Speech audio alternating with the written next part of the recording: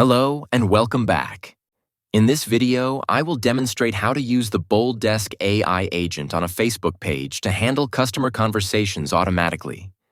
For a step-by-step guide on creating an AI agent in BoldDesk, check out the video linked in the card above or in the description below.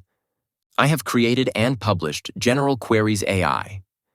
To add that to a Facebook page, head over to the Admin Center, open the chat module, and navigate to the Channels section. Here you'll find a list of channels. Select the Facebook option, click View Accounts, and then click Manage to open a list of pages. You can add an AI agent while adding or editing existing Facebook pages. Next, navigate to the Messenger section. Toggle the AI Agent Assistance option on, and choose the handover method. The Auto-Assign to AI Agent option automatically assigns customer conversations to the selected AI upon creation, while the Manual Handover option allows you to transfer conversations to the AI agent manually using workflows. Click Save to update the changes. It's essential to note that the AI agent only handles Facebook Messenger conversations.